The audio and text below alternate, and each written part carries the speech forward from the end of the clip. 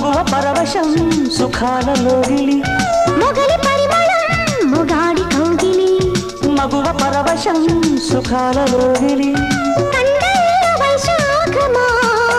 కైపు ఎండల కరిగించుమా తీగ మల్లికి నరాల పందిరి అందించుకోనా కొత్త కొత్తగా ఉన్నది స్వర్గమిక్కడే అన్నది కోటి తారలే పూల ఏరులై కోటి తారలే పూల ఏరులై